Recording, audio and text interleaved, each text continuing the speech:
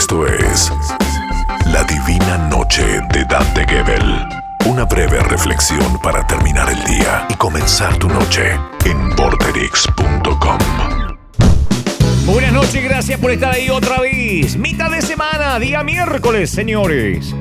O sea que hacia fines de los 80, el psicólogo James Reason quiso entender el razonamiento fallido detrás de los accidentes de tránsito. Escucha. El tipo se fue a las calles y a los estacionamientos de autos de los supermercados de los alrededores de Manchester y le pidió a más de 500 automovilistas que estimasen la cantidad de veces que habían cometido ciertas faltas. Qué sé yo, si se olvidaban de mirar el espejito retrovisor, por ejemplo, si respetaban las velocidades máximas, si respetaban su carril, se ponían la luz de giro. Además de hacer una lista de errores, los participantes tenían que comparar su habilidad para conducir con la de otros, si eran mejores o peores que el promedio. Y dada la gran cantidad de tiempo que mucha gente pasa al volante, uno esperaría que la mayoría tuviese cierta noción de sus propias habilidades. Y sin embargo, Reason descubrió que esto no era cierto. De los 500 y pico de conductores, creo que eran 520, solo 5 se consideraban peores que el promedio, o sea, menos del 1%. El resto, incluso pésimos conductores, que cometían errores garrafales, se consideraban más buenos que cualquiera. Y algunos hasta decían que eran muy buenos volantes, muy buenos conductores. Era esencialmente una negación en masa, que no le dejaba ver las propias fallas, porque uno a veces tiende a pensar que es mucho más que la mayoría, o mejor. Un fenómeno que se conoce como el efecto mejor que el promedio, ¿no? Ethan Sells, profesor de psicología de la Universidad de North Carolina, de Estados Unidos, dice: si le das a la gente un cuestionario donde se califica ella misma en relación al promedio, la gran mayoría cree que está por sobre el promedio de todo, de casi todo. En la teoría de la neurosis de Karen Hurley, la arrogancia o ser arrogante es el producto de la compensación que ocurre en el ego por tener una autoimagen inflada. Decía Francisco de Quevedo: la arrogancia nunca baja de donde sube, pero siempre cae de donde subió. Pues es que la monarquía del antiguo régimen francés fue una monarquía arrogante, ¿no? Si uno estudia la historia ve que de todas las monarquías fue la que más se caracterizaba por su soberbia, una soberbia absoluta. Y el rey era el único que mostraba la arrogancia. De hecho, Luis XV nunca daba explicaciones a nadie de su gobierno, no consultaba con nadie, se encerraba a hacer lo que quería, ¿no? Cualquier parecido con la realidad es mera coincidencia. Y su esposa, María Antonieta, con sus conflictos y problemas psíquicos, se sentía amenazada por todos lados, veía intrigas donde no la había y adoptó una conducta reaccionaria, ¿no? Y conflictiva en el ejercicio del poder. En Versalles vivía rodeada de una cantidad de nobles aduladores, inútiles, como son todos los aduladores y chupamedias, cuyo mantenimiento económico les llevaba al reino a gastar la 10ª parte de la renta del Estado, del presupuesto del Estado, ¿eh? Entonces, la dilapidación, el lujo, el gasto desmedido en su gobierno concentró la crítica popular, que fue movilizándose a medida que la crisis económica se agudizaba, hasta que terminó en lo que conocimos desde el colegio en la Revolución Francesa. Por un rey arrogante, una mina que veía intrigas por todas partes, ¿no? Entonces la soberbia precede al fracaso, la arrogancia anticipa la caída. Esto está en la Biblia, Proverbio 16, 18. Entonces, el remedio para la cura de la arrogancia tiene 2 ingredientes: humildad y tolerancia, 2 lujos. Dicen los investigadores que la arrogancia se origina en la creación de normas sociales. Ver a otros mostrar un comportamiento demasiado confiado puede hacer que parezca que eso es más valorado o apropiado culturalmente. Entonces la arrogancia es una creencia de superioridad acompañada de una autoestima exagerada, que a menudo es inflada artificialmente y se manifiesta a través de afirmaciones excesivas, presuntuosas. Entonces la persona arrogante suele actuar como si fuera mejor que los demás. Anhela ser admirada, respetada por sus cualidades, sus grandes logros. Y en el fondo, la arrogancia implica un deseo de dominar a los demás, una confianza excesiva en las habilidades propias, viéndose a sí mismo como digno de tener más éxito que el resto. Vos sabés que psicólogos de la Universidad de Missouri afirman que todos somos arrogantes, en cierta medida, ¿no? Aunque no nos guste reconocerlo, todos somos arrogantes. Tony Hill, el escritor español, asegura: hay dos tipos de autores, los que tienen éxito y los que no. Y al final, en algún momento, tanto unos como otros se convierten en unos cabrones exigentes, unos por arrogancia y otros por resentimiento. Y dice que nosotros los argentinos somos los más arrogantes de América. En algo teníamos que ganar, por lo menos somos primero en algo. Pero hace unos años se hizo una encuesta y el 68,5% de los encuestados perciben a los argentinos como los más arrogantes de la región. De México para abajo, los más arrogantes acá. Incluso el 53,2% de los argentinos se autoseleccionaron como los más arrogantes. Ya si lo reconoces, macho, ya está, ya lo tuyo es un deporte. Pero según el estudio, los argentinos solemos valorar un estilo de comunicación más directa. Expresamos lo que pensamos sin vueltas, ¿no? Y con más informabilidad. Y este estilo de comunicación suele ser percibido a veces como arrogante dentro de cualquier otro país latinoamericano. La forma que tenemos de pedirla, yo he viajado por todo el mundo y te digo, te miran a veces. Yo tuve que aprender un poco no digo de cortesía y caballerosidad, porque no digo que no lo haya sido antes, pero tuve que a veces hacerme el neutro en un hotel, en un restaurante, porque la manera que tenemos de pedir los argentinos es muy diferente a la que se tiene en el mundo. Vas a un restaurante y decís: sí, por favor, ¿me traería el menú? En Argentina es: flaca, el menú, ¿me lo traes, paga? Tráemela, rápido, me tengo que ir. Eso es muy argentino. Que es muy parecido a Italia también, ¿no? Vos vas a Italia y si no entendés el idioma decís: todo el mundo se está peleando. No, están ordenando la comida, ¿no? Pero bueno, hay tres tipos de arrogancia. La individual, que es una opinión inflada sobre las habilidades, los rasgos o los logros propios que no se ajusta a la realidad. La comparativa, que es una clasificación inflada de las habilidades en comparación con otras personas. Y la antagónica, que es el colmo de la arrogancia. La antagónica implica la denigración de los demás, basándonos en un supuesto de superioridad. Mao Zedong dijo: la falta de éxitos en el trabajo puede provocar pesimismo y depresión, en tanto que los éxitos pueden engendrar arrogancia y altanería. Y cuando la arrogancia no se calma, sino que crece, suele ser un mecanismo compensatorio que esconde una gran inseguridad, además. También puede actuar como una especie de mecanismo de defensa para proteger, una autoestima frágil. Y en la práctica, a la realidad, estas personas, las arrogantes, tienen miedo al rechazo.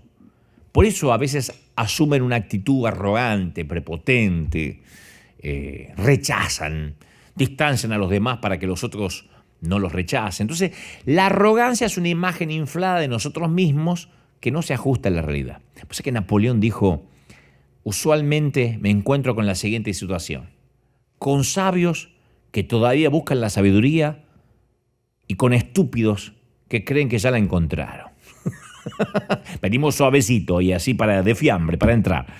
Y si no, mira la lista de arrogancias, escucha esto, la lista de arrogancias en el hundimiento del Titanic, que le da título a esta reflexión, Titanic, más allá de los ejemplos diarios que tenemos nosotros en nuestras vidas y en los diarios y en las noticias, ¿no?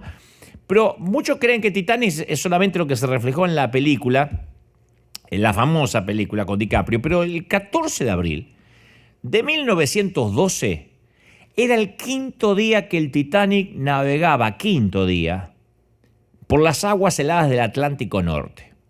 ¿Te acordás que era el viaje inaugural? Se aproximaba a las costas de Terranova, ¿no? Camino del puerto de Nueva York. A las 13:40, 1:40 de la tarde, el equipo radiotelegráfico del barco recibió un mensaje del Baltic, otro transatlántico de la White Star Line. Malas noticias. Alertaba la presencia de iceberg y de la gran cantidad de campos de hielo. La advertencia llegó a conocimiento del capitán de la nave, Edward Smith, y de su armador era Bruce Ismay, si no me equivoco, Bruce Ismay, que se había embarcado para celebrar la ocasión inaugural, ¿no?, del Titanic, del barco insumergible. Estaban todos enterados de esa información, no era nueva. Cada primavera solían encontrarse icebergs cerca de los grandes bancos de Terranova en las costas norteamericanas de Canadá, pero nadie adivinó en esos momentos que aquel aviso constituía la antesala del hundimiento. Nadie fue cauto. O sea, conociendo la presencia del hielo, el capitán Smith mandó a calcular al sexto oficial el tiempo que tardarían en cruzarse con los témpanos. Había conciencia del peligro de navegar entre los icebergs, pero el armador, Bruce Ismay, fue reacio a bajar la velocidad. Él quería cruzar el océano en un tiempo ejemplar, ¿viste? Para que refuerce la imagen de la compañía. Y el Titanic avanzaba como única brújula con lo que este tipo pensaba. Vamos a darle con todo. Nadie pensaba que el casco del Titanic, el barco insumergible, la nave emblemática de la empresa, iba a sucumbir ante el impacto de un bloque de hielo. Entonces, el radiotelégrafo recibe más mensajes de advertencia. Esto es increíble, más mensajes. Al caer la noche, se tomaron las medidas pertinentes para divisar a ojo, bloques en la ruta. A las 21, 9 de la noche, pues fíjate que se lo habían dicho a esto al mediodía, ¿no? 9 de la noche, la cabina del radiotelegrafista Jack Phillips recibe un nuevo mensaje del vapor Mesaba que anunciaba una zona con hielo hacia donde se dirigía el Titanic y les mandaba las coordenadas geográficas. Phillips no transmitió nunca al puente de mando esta notificación. Otro, estamos en el Titanic, macho, ¿qué va a pasar? Ya había recogido mensajes parecidos, se encontraba enfrascado en otras comunicaciones. No había celular, pero te podría decir que hoy estaría mandando textito a la novia, andás a ver al amante. Entonces, llega incluso otro aviso, esta vez del Californian, indicando que se habían detenido porque estaban rodeados de hielo. Tampoco Phillips hizo caso esta vez.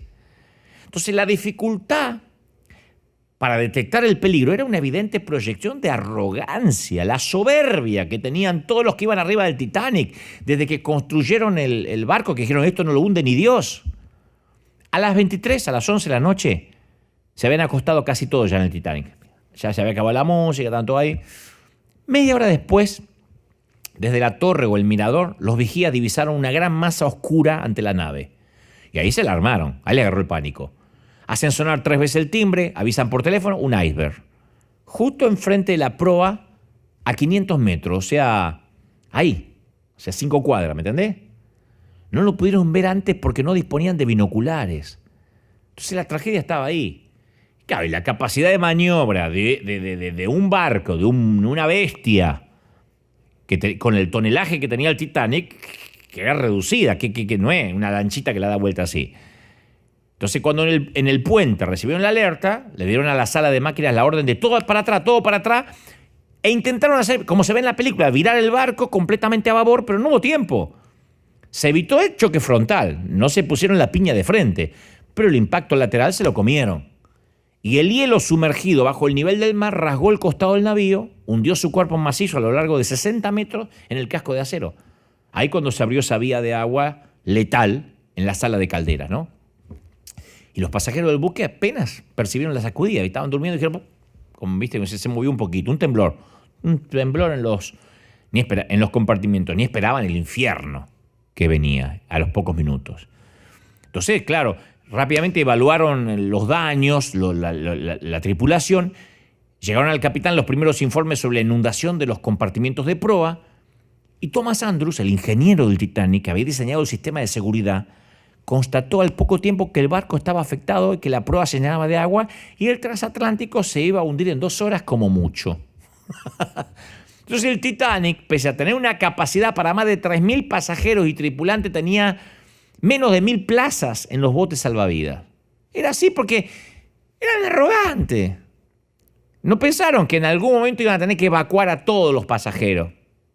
Y por el otro, porque era la manera más fácil de ganar espacio para los lujos, las comodidades, las señoras bien, las conchetas que iban ahí, toda la gente que iban en el transporte transatlántico, te juro que viaje soñado. La cosa es que la arrogancia, la codicia, condenó a muerte a casi 1,5 millones de personas. Y cabe recordar que la ley de la época era muy laxa en ese sentido, ¿viste? Por su tonelaje, el Titanic solo estaba obligado a disponer de botes para 962 personas. Entonces, una muestra más de la arrogancia humana. A las 2:20 de la madrugada del 15 de abril, las aguas del océano se cerraron para siempre sobre el Titán de los mares, con DiCaprio interpretando a Jack incluido.